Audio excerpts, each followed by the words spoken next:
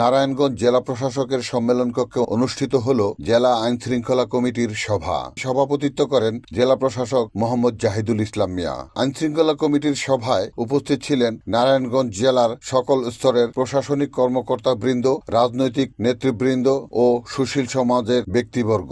তাকে আমরা ডাস্টবিন করে দিচ্ছি, আমরা লিফলেট দিচ্ছি, আমরা সেখানে বলে দিয়েছি এইখানে ময়লা ফেলবেন না, ফেললে এটা অপরাধ হবে, এখানে আমরা ব্যবস্থা নিব। তারপরেও কিন্তু আমাদের দায়িত্ববোধের জায়গাটা তৈরি হচ্ছে না। এটা কে তৈরি করবে? এই জায়গাগুলো যদি আমরা না তৈরি করতে পারি, অন্যের দিকে অন্যকে বিচার করা খুব সহজ।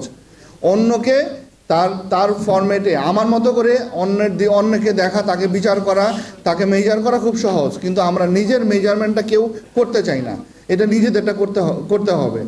আর যেটি তনু সাহেব বললেন এবং দুজনের মধ্যে যে ডিবেটটা, আমরা আসলে কোনোটাই আমরা চাই না যে বাধ্যবাধকতা করে কোনো জায়গা বন্ধ করে রাখতে। আমরা চাই, আমরা ক্রাইমও দেখতে চাই না, আমরা কোনো ধরনের ক্রাইমও দেখতে চাই না। আমরা প্রত্যাশা করি যে নারায়ণগঞ্জ ঢাকার একটি পাশের জেলা, যেটি আপনি বলছিলেন, এবং এই জেলার অনেক ঐতিহ্য আছে, এখানকার নাগরিকরা সেই সচেতন আচরণ করবে। আর মাদকের বিষয়ে আমাদেরকে আরও স্পষ্ট হয়ে, আরও সুন্দরভাবে, আমাদের আরও দৃষ্টান্তমূলক কার্যক্রম গ্রহণ করতে হবে। Report Shahjahan Chowdhury, NAN TV, Narayanganj.